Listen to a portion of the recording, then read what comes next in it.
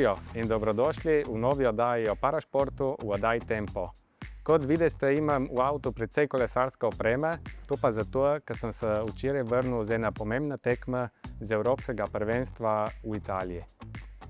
Danes je nov dan, kar pomeni, da moram kolo pripraviti za naslednji trening, tako da ostanite v moji družbi, da vidite, kako to naredim jaz.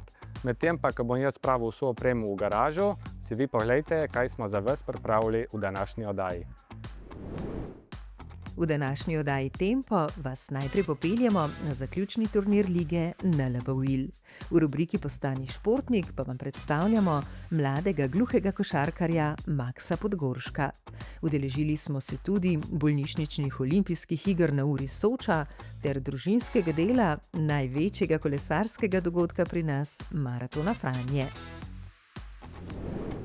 Evo, kolo je v garaži in prva stvar, kar naredim po dirki, je to, da odstranim štartno številko, ampak ta bo ostala še nekaj časa na kolesi. Namreč s to številko sem postal evropski prvak v cestni dirki in dan prej evropski podprvak v vožnji na čas. Kaj ne rečem, bil sem zelo vesel tega uspeha, tako da očitno mi ta številka prinaša veliko sreče. To je za mene prvi velik uspeh, zato sem tega res vesel in ta številka bo še kar nekaj časa ostala na mojem kolesu. Zdaj pa se veselimo k prvemu prispevku današnje oddaje. Današnjo oddajo začenjamo s košarkarji na vozičkih, ki so v dvorani Tivoli ubranili naslov prvaka lige NLBWIL. Fantje, čestitam in vsa čast!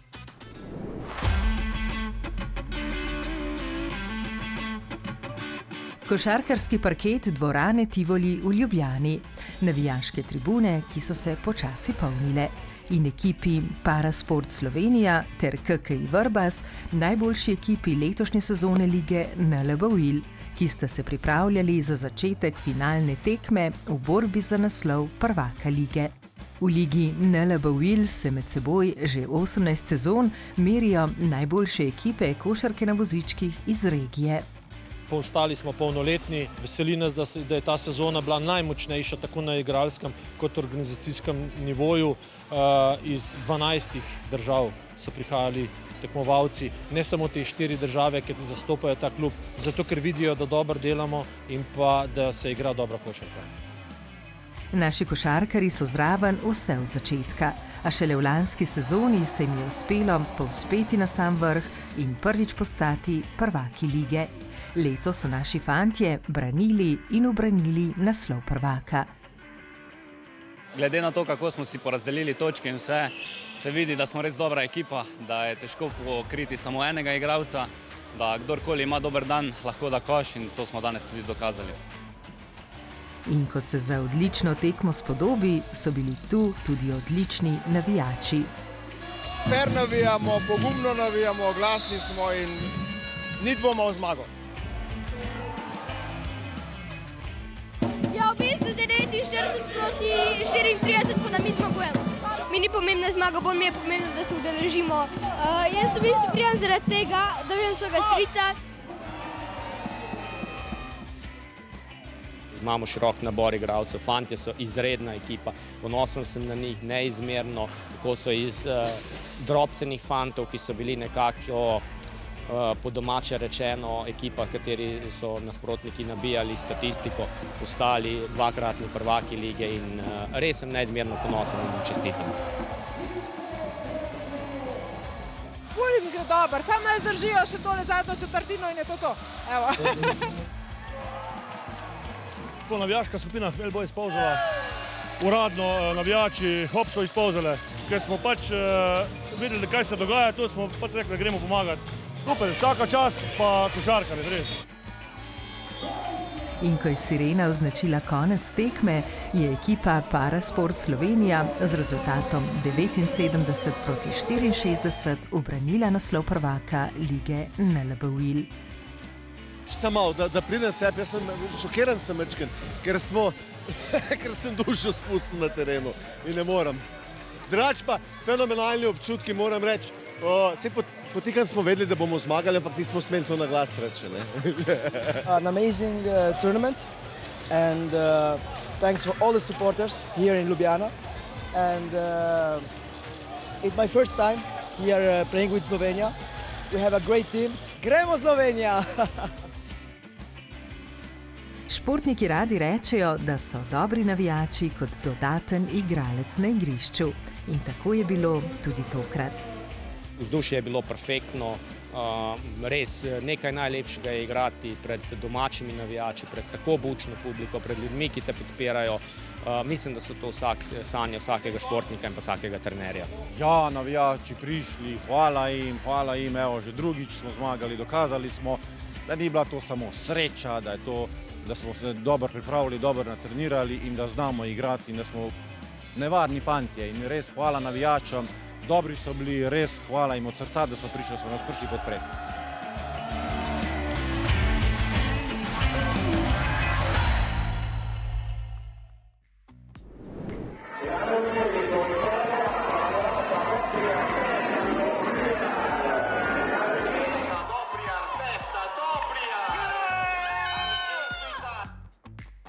Kaj ne rečem, cilj je bil res zanimiv in tudi precej napetno.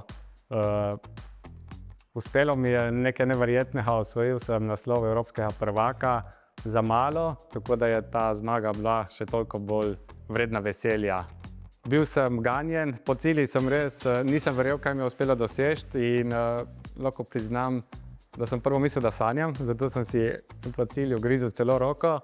Ampak, ko sem na odru za zmagovalca prejel zmagovalni dres evropskega prvaka, sem vedel, da je to realnost. Na koncu pika na i pa je seveda še medalja, zlata na cestni dirki in dan prej srebrna v kronometru. To je neka dodatna motivacija za delo v prihodnosti. Motivacijo za ukvarjanje s športom pa mladim daje tudi program Postani športnik. Danes vam predstavljamo mladega gluhega košarkarja Maksa Podgorška. Zdravo, sem Maks Podgoršek, star sem 16 let in sem gluhi košarkar. Treniram že od mladih nog, sicer se pa s košarko redno ukvarjam že 4 leta. Košarko imam zelo rad in mi pomeni sprostitev.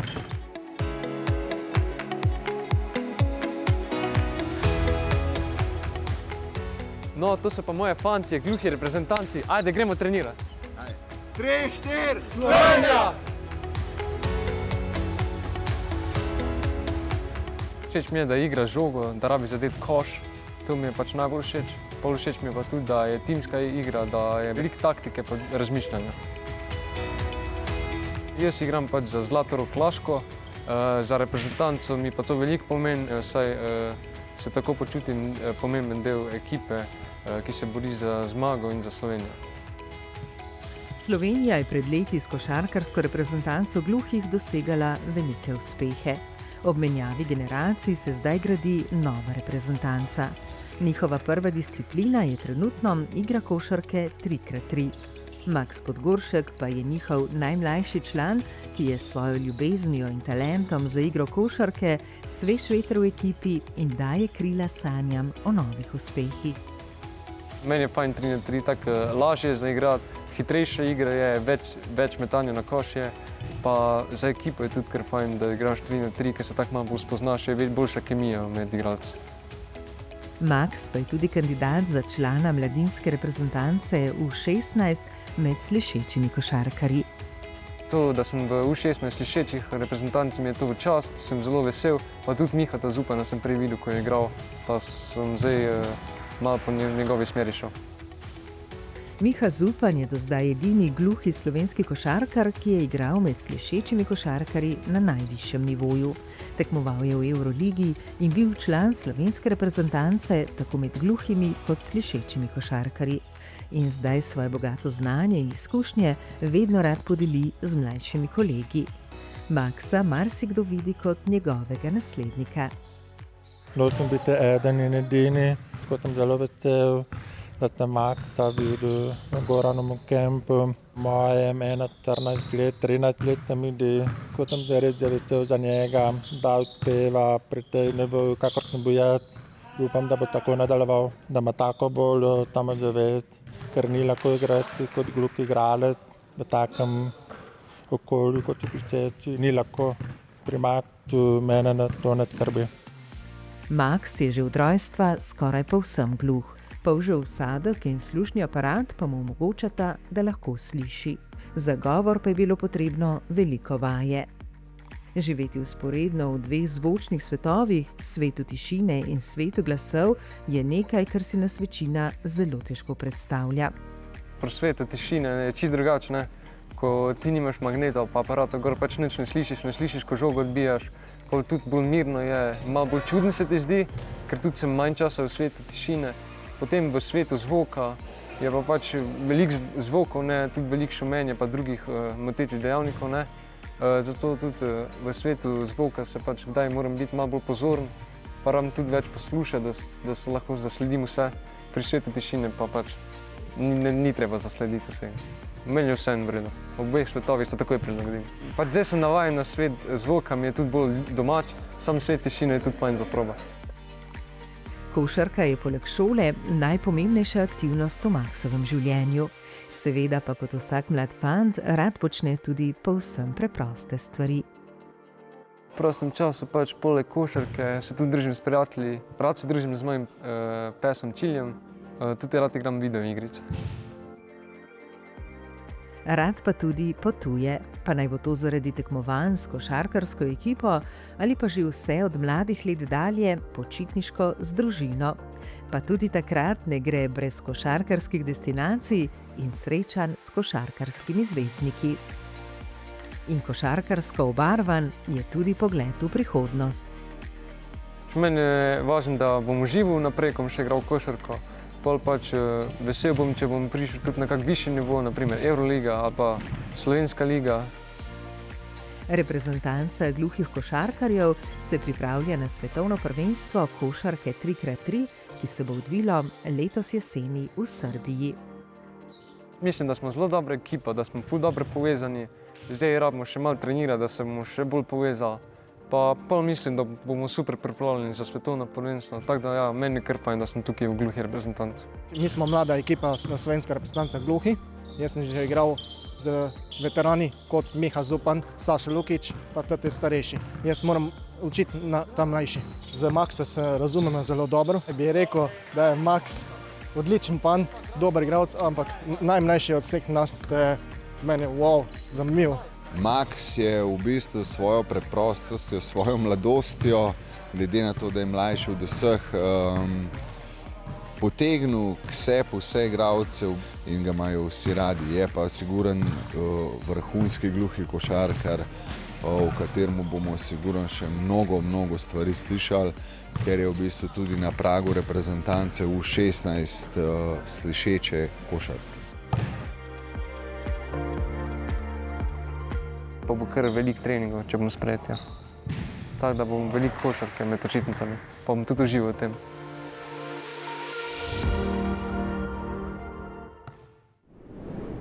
Zato, ker za tekme in treninga uporabljam samo eno kolo, moram večkrat zamenjati obroče.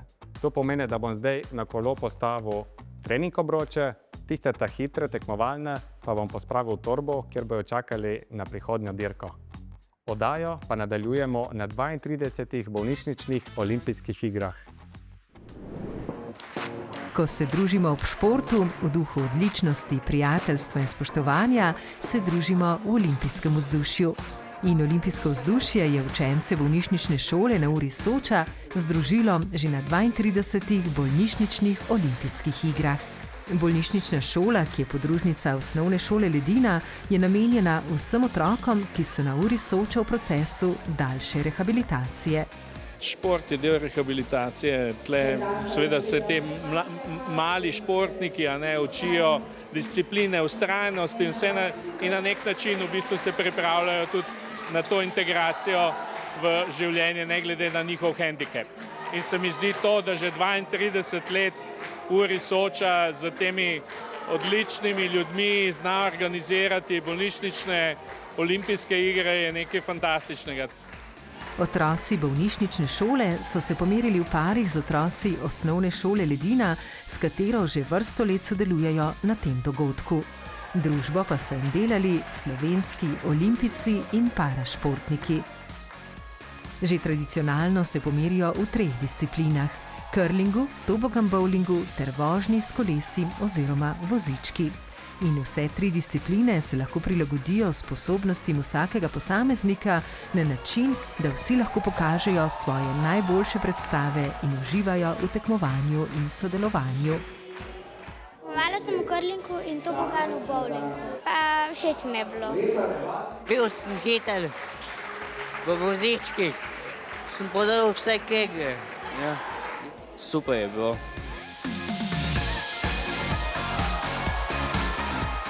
Super mi je, prvič sem na teh bolnišničnih igrah in res je lepo videti vesele otroke z veliko energije, s tekmovalnim duhom in ja, mi je toplo pri srcu, ko sem tukaj pa ko vidim vse te otroke. Bilo tudi zame prvič, tako da kot vedno je lepo in zanimivo probati nekaj novega. Predvsem pa sem vesela, da sem v tem okolju. Lepo je videti toliko nasmehov otrok in če lahko to malo še doprinesemo, je to tudi za nas zelo lepo. Če se gibamo, če smo aktivni, smo toliko bolj veseli in pa zadovoljni. Spodbujamo tudi sodelovanje otrok, ki so manj gibalno zmožni z otroci, ki teh težav nimajo, da se učijo, kako pomagati, kako sodelovati, ker geslo bolnišničnih olimpijskih iger je, ko sodelujemo, tudi zmagujemo, kar smo dosegli tudi danes. Mi je bilo super, ker sem bil z Jakobom in tudi on je zelo dober igral, in zato sva prva. Zelo mi je bilo všeč, ko sem prvič zmagal in sem dobil zlato medaljo. Mlade tekmovalce so z navijaško energijo podpirali tudi njihovi starši. Danes zjutraj ob 6. prlaufu v sobo, vsa navdušen, mama, tata, gremo v Ljubljano, da ne zamudim tekmovanja.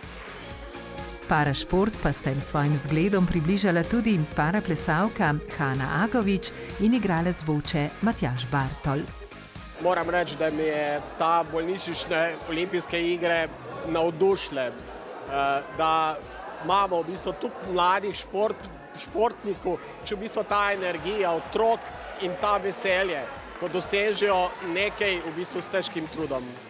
Res neverjetno, zelo lep občutek, res sem zadovoljna, da sem bila res del tega, da to obstaja. Preživljanje lepih trenutkov ob preizkušanju različnih parašportov je odlično izhodišče, da parašport kasneje postane stalnica otrok in mladih z različnimi invalidnostmi. Jaz sem ful hvaležen za ta dogodek, ker se mi zdi, da je ful fajn, da se lahko mi, ki hodimo na terapije, da se lahko pomerimo, podružimo z znanimi športniki in izkoristimo to še za druženje s prijatelji.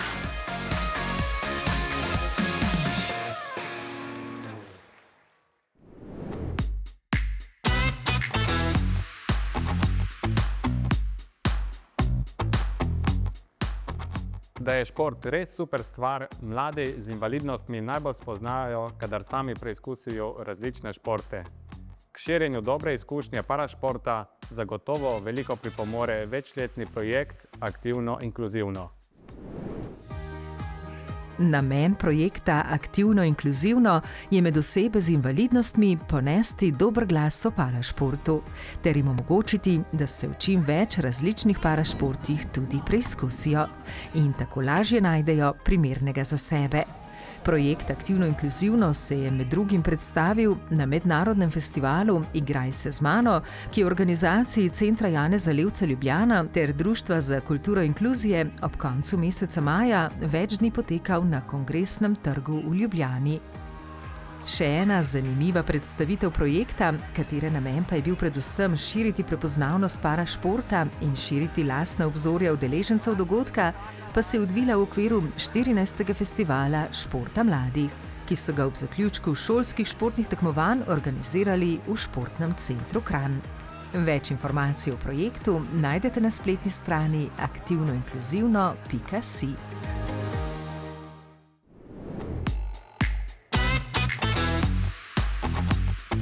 V naslednjem prispevku pa gremo na kolo. Gremo na družinsko-šolski del Maratona Franja. Tudi sam sem se Maratona Franja udeležil večkrat, vedno na tisti takratki 97-kilometrski trasi. Letos mi to žal ni uspelo, ker sem imel v Italiji eno bolj pomembno tekmo. Zdaj si pa poglejmo, kako je potekal Maraton Franja. Maraton Franja že dolgo ni več le istoimenski cestno-kolesarski dogodek za najbolj vzdržljive in zagrizene kolesarje. Skozi 45 izvedb je Maraton Franja postal tudi blagovna znamka in se izoblikoval v pravi večdnevni festival kolesarjenja za vse okuse. Od cestne dirke in vožnje na čas, do gorskega kolesarjenja in vožnje po razgibanih terenih, od zagrizenih športnih bojev in premagovanja svojih meja, do prijetnega, sproščenega druženja na kolesu za vse starosti in kolesarske ambicije. Lahko tudi na ročni pogon, pa tudi na pogon elektrike v celoti. Pomembno je uživati v vožnji in dobri kolesarski družbi. Takole smo na traso Medeksovega družinsko-šolskega maratona pospremili Luko in Anžeta, dva mlada fanta s cerebralno paralizo, katerih vsak dan se odvija na električnih vozičkih in ki ima vožnja v dobri kolesarski družbi veliko pomeni. Dobro je, da se vozim, predvsem pa da varno vozim, veselim dogodka, a veste kaj, zato ker rabim pomoč za ljudi, a ne, da mi pomagajo, a ne. Štarta so se pognali skupaj s skupino, ki kolesari po Možganski kapi in ki se že tradicionalno udeležuje družinsko-šolskega maratona. Trasa družinsko-šolskega maratona je dolga 25 km in poteka od BTC Cityja do Domžal in nazaj. Glede na posebnosti udeležencev pa se potek trase lahko tudi prilagaja. Lansko leto smo šli do Bokače, letos smo jo skrajšali, bistveno smo šli do Slamce, kar se je izkazalo zelo v redu. Je bilo dobro, ne? Že? Odlično. Ja, tam smo imeli kratek postanek, potem smo se pa pridružili ta večji, daljši ekipi in skupaj šli do cilja. Lukata sem imel zraven, pa so oba dva skup driftala. Vožnja z največjo hitrostjo. Ja, odlično, no. Prav sprostil sem se. To je dogodek, v bistvu, bez katerega skoraj zadnja leta ne moremo več. Naši otroci se zelo veselijo tega dogodka, komi čakajo in če so oni veseli, potem smo tudi mi veseli, ne? Za nas je to tudi srečanje drugih staršev in da lahko rečemo kakšno besedo. Šport je za osebe z invalidnostmi velikega pomena. In tudi če telo ne dopušča velikih premikov, pa se ob dnevu, kot je bil današnji, veliki premiki dogajajo v duši in srcu udeležencev invalidov in njihovih bližnjih. Meni je bilo v redu, prvič, da smo skupaj, da smo kot družba. Ja, odlično, no. Predvsem druženje. Samostojno kot družina tega ne bi mogli iti, pač zaradi same oviranosti. Tukaj se mi pa zdi res en tak doživetje, eno tako pristno srečanje vseh družin, vseh sodelujočih in res en tak božanski občutek, ker smo pa res v bistvu hvaležni, da smo lahko zraven. Vsa pohvala organizatorjem, da tudi našim recimo invalidom oziroma otrokom na vozičkih omogočijo en tak druženje, da vidijo, kaj maraton je, da so tudi nekje počutijo sprejeti v družbi. Da so bili lahko tudi letos del tega praznika kolesarjenja, jim je pomagala tudi dolgoletna podpornica slovenskega parašporta, Zavarovalnica Triglav. Naši kolesarski junaki pa se že obračajo proti naslednjim zanimivim parašportnim dogodkom. Na Maraton Franja pa se vrnejo naslednje leto. Že poznate poletni paraolimpijski tabor za družine v Laškem? Najboljše športne počitnice za otroke in mlade z invalidnostmi in njihove družinske člane. Letos se v Laškem dobimo zadnji teden v avgustu. Tukaj je nekaj utrinkov iz prejšnjih taborov, vabljeni, da se nam pridružite. Paralimpijski tabor za družine je namenjen otrokom in mladim z različnimi invalidnostmi in njihovim družinskim članom. Na Paralimpijskem taboru za družine so vse športne aktivnosti prilagojene otrokom in mladim z invalidnostmi in se izvajajo pod strokovnim vodstvom.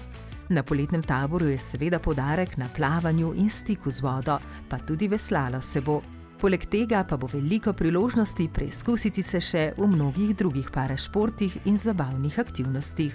Vedno pa tabor obišče tudi eden od naših paralimpijcev. Tabor pa je tudi prostor druženja in povezovanja, tako za otroke kot tudi za njihove starše, za katere je na vsakem taboru organizirana tudi delavnica v aktualnih temah, s katerimi se srečujejo. Paralimpijski tabor za družine se bo odvil od 27. do 30. avgusta v Laškem.